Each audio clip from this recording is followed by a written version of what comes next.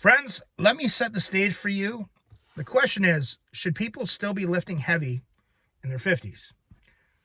This is my opinion, and I'm going to bring in a friend who has an opposite opinion, who just suffered a nasty injury I knew he was going to get. I told him 5 years ago, but I'm not the type of person to say I told you so. I feel bad for him. He's going through a lot right now, but let me build the story right here. Let me set the stage for you, okay? Set the stage. I had started lifting when I was young, probably 12, and I realized early on I had a genetic gift of some sort. This was back in the 80s, for putting on muscle and being strong. I don't even want to get into telling you guys what I was lifting when I was natural as a teenager, because a lot of you wouldn't believe me anyway. So there's no point in even going there. I didn't have video. I don't really have pictures. But I remember at the city I lived in, when I started going to a gym there, it was one of the hardcore gyms, and I'd see these old guys like in their 40s, 50s, and 60s going, oh, my hamstrings are tight, or I got to really warm up, or I'd be like, oh, bullshit. That's pathetic. You guys are just being silly. Well, now I'm that old guy. So to all the young guys out there, years fly by really quick like that. And all of a sudden now I'm looking back going, man, it's like it was 1988 again. Where did all those years go? What happened? Part of my channel, some of the stupid mistakes I've made. I don't want you to make my mistakes. Anyway, in my 20s and in my 30s, I worked as a professional musician. I also was a very successful guitar teacher. At one point in time, I had over 100 students a week.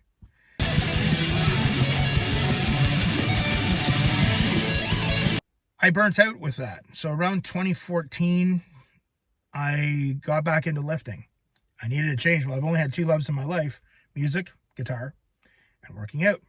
So of course, you know, with the old genetics kicking in and all the years I did have of training, I started getting strong, started putting on size again. But I was also cognitively aware, okay, I'm in my 40s. I'm in my mid-40s almost. I wasn't planning on doing this forever. I think there was an element of, let's see what I can do now before my body gets too old. I always kind of knew 50 was going to be the switch for me. And, you know, I did some incredible things. Locked in. See, look at that drive. Not near as much shaking, okay? Hips, adductors, abductors, glutes, much better condition.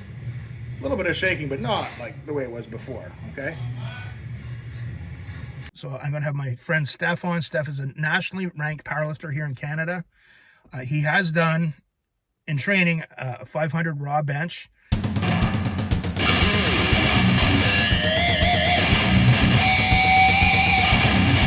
He's always had extremely strong shoulders and triceps. My fondest memory with Steph is going down to the Arnold Classic back in 2018, which was over 5 years ago now. Where did the years go? And hanging out at the convention. But we also went to Cincinnati to Tiger Fitness. Good, man. Welcome to the hood. Good to see you. Some new equipment for you in the back. All right, brother. Pretty excited about that. I'm kind of camera shy. Now, Tiger Fitness, you know, Mark Lobliner, love him or hate him, I love Mark.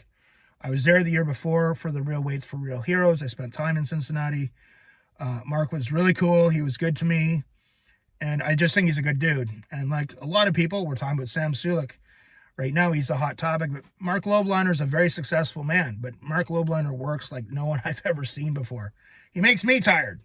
So when I feel like being lazy and not, you know, I get these lazy thoughts in my head, I say, hey, man, get off your fucking fat fucking ass, you fat fuck.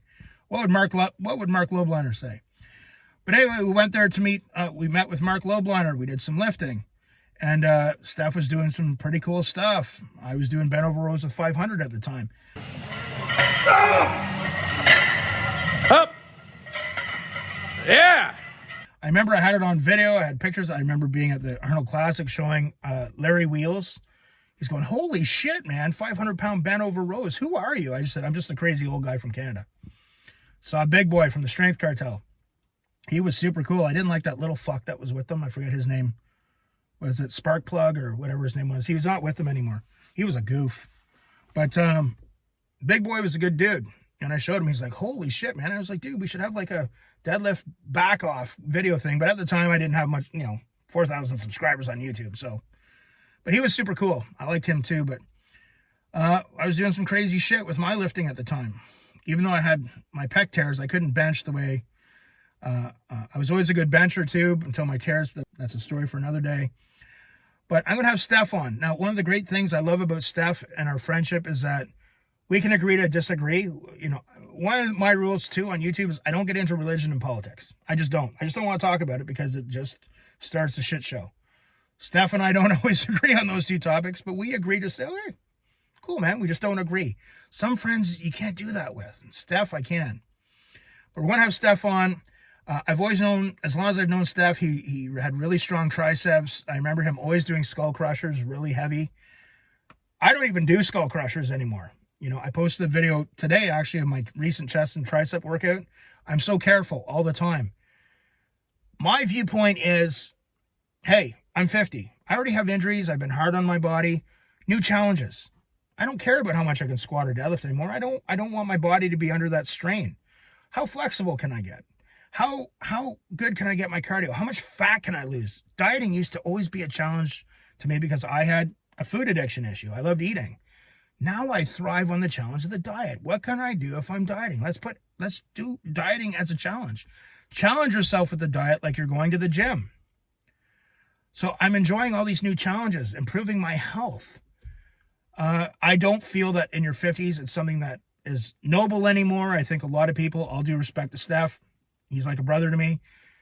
I think there's a lot of guys out there who their whole identity is wrapped up in those big lifts and they need to hang on to them as long as they can. I don't know. I'm not really with that.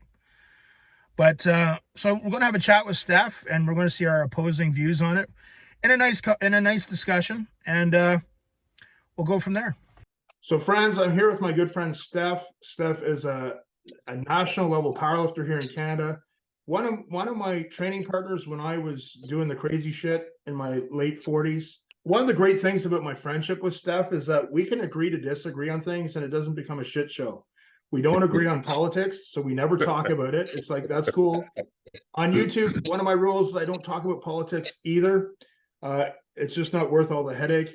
But also, I've been kind of telling Steph for a while now, hey, you know, like maybe you're getting older, maybe change, you know, whatever. So Steph, tell us a little bit about yourself. I always knew from when we trained together, you're really strong. So you competed last year. Tell us a bit about your best lifts in the gym and in competition. God, I've been doing this for 40 years. Like I started when I was 13, so I'm 53. I did my first 315 bench. I was like 15. First 400-pound and 400-pound deadlift and squat. I around the age of 15.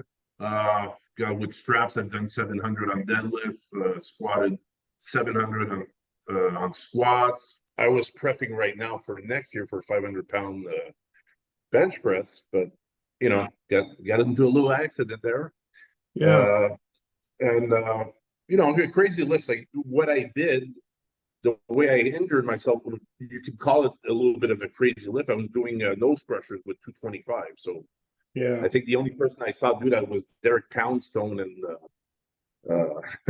he's like, you know, a world's strongest man. Again, I remember, so it was around 2017, 2018. So I was doing bent over rows for over 10 reps with 405. And I remember you said to me, you showed me a video of Larry Wheels, and you said, dude, like, you know, I didn't even realize how strong that was. You kind of pointed that out to me. And then, so one of my fondest memories with Steph is we went down to the gym. We went down to the Arnold Classic. It was 2018. We went down to Columbus. We had a lot of fun there. We also went to Cincinnati. I had a little bit of a connection with Mark Lobliner and Tiger Fitness, so we trained there. I remember, actually, I think that was the only time I did bent over rows of 500 because I knew how crazy that was. We were pretty psyched. I remember you were doing some heavy military presses, but I think you were doing heavy skull crushers that day too, if I remember correctly. I was doing 225 on skull crusher, and I was also military pressing. I think I had 3 plates. I think I had 315 on military press. I think so. People like this channel, again, it's like my personal therapy. It's not like my other channel, which is much bigger, having to do with music. But I've lived a weird life because I've done a lot of stuff with lifting. I worked as a pro wrestler. And yes, that is me, yours truly, wrestling with the honky tonk man. I was a professional musician. Like, it's so weird when you've played at a venue in front of 4,000 people playing a gig, and then you've also been there on a wrestling card. It's kind of weird. My pec tear, so I've had 4. My first one was in 96. And ever since then, it was always, you know, I'm going to do videos on that too. But I think one of the blessings I got out of the pec tears, because I was one of those lifters that was really good at all 3 lifts, which is rare. But it kind of helped me, especially in my 40s when I had multiple tears. I kind of just came to peace with the fact that, like, okay, it's cool. Like, I think so. In my 20s, I was lifting, but in my 30s, I was married to a woman who had children, the deadbeat dad. So somehow financially, it was on me to provide for the family. Another one of the things I look back in life and go, huh, another reason I have my channel. But talking about some of my decisions in my life, but I think I was able to, I think what saved my ass was in my 40s was that in my 30s, I didn't have all the wear and tear of lifting. But then when I had my pec tears, it just really helped me prepare for the fact that I think for me, I knew my attitude was kind of like, well, let's see what you can do while you still can before you're too old. So I think I always had it in my head, after 50, it's a different ball game. So I look at it, and I've tried to encourage you. It's not saying who's wrong or right. It's only my opinion. For me, the dieting was always a struggle for me, which it is for most people. But now it's a new challenge for me. I like that challenge. I like challenging myself with my flexibility, with my cardio. I still lift, but it's just I'm looking forward to the newer challenges. I've improved all my health markers dramatically with my blood work. But I know a lot of guys, they look at it in their 50s. It's not that I want to offend people. It's just, it's only my opinion. I think the body's kind of meant to say, okay, we got to do some new stuff now. But I think you're part of the old school that sees it like, well, just keep barreling away. Or let's talk about your perspective on that. Well, you see, like it was really a fluke accident, and literally, I was talking to my friend Oliver 3 days prior to the accident. I'll just say right now, Oliver's a freaking beast. He just got an 800 plus deadlift. I also want to interject here too. Steph has a liquid chalk company called the Carcajou Power Gym, and he's graciously supplied me with some. So if the channel grows, I'm going to be doing a lot more discussion about it. But maybe we'll put a link at the end where people can contact if they want to check out the liquid chalk. Actually, Oliver actually really put it to the test about a month ago. He did with my liquid chalk, only the liquid chalk. He did an 805-pound deadlift, no straps, and just using my chalk. So the proof is there that it's good stuff. You know? Yeah. So coming back to what I was saying, I was kind of like being cocky a bit, saying to Oliver, I said, I've been doing this for 40 years. I've never I've never hurt myself. Like maybe the old, like, oh, my legs are sore from doing squats, but I never, ever, ever hurt myself. So funny thing is, Oliver came back to see me. He came for a visit a couple days after my tendon tear. It's actually not a muscle tear I got, it's a tendon tear. And he was kind of reminding me, he says, hey, remember you were telling me that you never hurt yourself. So he says, I jinxed myself and I jinxed him because he was competing on the Sunday. This happened to me on Saturday night at 9:30 at night. Yeah. And I remember just before my set, I was saying to myself, I'm 53 years old. 20 years ago, I was in a bar at this time having fun. I can't believe I'm still doing this. And I was so happy, Brian, to be in the gym all by myself. This is my remedy. This is my home. I love this shit. Yeah.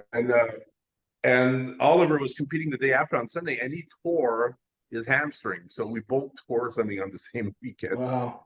So, but it was a freak accident. Like, I mean, I was using a weight to a lot of people is freaking heavy. It is freaking heavy. And I've always told you this, but I always worried about you doing those because those are always an exercise that really scared me. Yeah, but once again, like I think I sent you some footage. Like I haven't done that one in particular, like flat nose crushes in a while. I've been doing them on an incline, and I said I'm going to do them flat. I haven't done it, and it's one of my favorite exercises.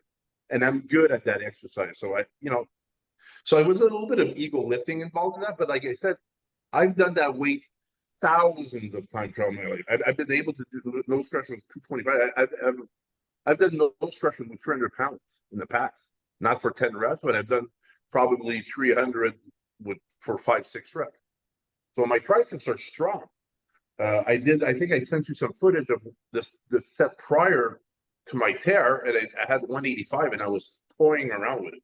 Yeah. That was paperweight. Yeah. And it was just bad judgment of myself, because I did say to myself, oh, I haven't done those in a couple of years.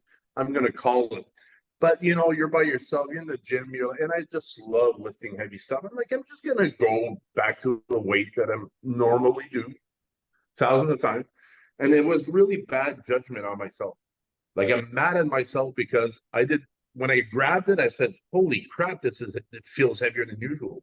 Yeah. And the problem, and this might educate people out there, if you grab the weight that you're used to, and when you're going on the negative part of the lift, which means like you're holding the bar down, that's what I was doing. Usually I don't really hold it back too much. I just kind of go with the flow. Yeah. But I was holding it back on the negative part and then pushing up. And my 3 first reps were fine. And the third rep, I was like, I should rack it. And then that's when your mind goes stupid sometimes. I just said, oh, I'll make it to 5, I was videotaping it. And I held it, and I think that was the problem. I was holding it. I was almost like a static hold, and it just gave up. Yeah, all four of my pec tears all came on the negative portion. Yeah. So, but it's a good, for me, I think it's better to have torn on the negative part than the positive. Mm-hmm. You know what I mean? Because I think pushing upwards, first of all, I think I would have hurt myself. On the positive, the bar would have probably just fallen on my head. Yeah. God knows. But it was, man, I've never felt anything like it. Like, I'm sure you must have felt the same thing with your first pick there. To me, that was alien. I had alien inside me. My wife was in the bedroom reading, and well, you can see in the video, I'm not really saying much. I think I just kind of like, What happened? So when I took the sleeve off, my tricep, I got pretty big triceps, but like, it's healing now. Like, it was total. Well, you'll see, I sent you some pictures. It was all black and bruised. Now, Yeah. So I took that off, and my triceps are pretty big, but they were twice the size. Like, it blew up. I just stood up. I don't have that on video. I stopped the video. I was running, and I was almost like in a total panic. I opened up my bedroom and said, Kim, I tore my tricep. I tore my tricep. She's like, what are you talking about? I opened the I said, I said, is my arm purple? Like, I was freaking out. Like, the sensation I never had in my life. I knew there was something terrible that had happened. Yeah. I didn't know to which extent, but it's pretty bad. I always worried about that with you, and it's almost like I knew it was going to happen sooner or later, sadly. Moving forward, but like in your 50s, so we have opposing views, like opposing goals, opposing views. So your goals for you feel that people should really push in their 50s? No, you know what? That's not my view. That's my view for me. That's what I like. I would never suggest, like, if I was to train somebody in their 50s, I would highly suggest them not to do what I do. Yeah. I'm like a retired powerlifter that wants to go do a 500. I was actually preparing to do a 500-pound bench press in the meet just to have it on paper. Well, I'm still gonna do it. But I'm gonna heal this tricep first. But I'm gonna be, I've always trained very intelligently. Like, even though you see me lift heavy weights, for you it might look like heavy weights. For other people, oh my God, he's lifting 315, but I'm also doing 15 reps with it. So what looks heavy sometimes to people, for me, it's kind of easy. I pride myself. I've always trained intelligently. But like I said, I would not suggest somebody in their 50s to lift that kind of weight, because you're asking for problems. I'm more a little bit like you. Like, I'm half and half. Like, I'm in the process of losing weight. So I'm trying to lose weight, but still maintain strength. Yeah. Because strength is the thing that I grew up with, and it's always I need it. To me, it's like a drug. That's my drug, is to lift heavy things. Yeah. And same for me too. Like I get really excited now. Sometimes I'm awake at 3:30. I'm just ready to rock. I'm so excited to hit the gym. But for me, it's new challenges. And I posted a video today of my chest and tricep workout. You'll probably find my tricep workout laughable, but it was still quite good. But what we'll do is we'll wrap this up. But I'm hoping we're going to do a video shoot in December. I'm hoping we'll see where you're at with your injury.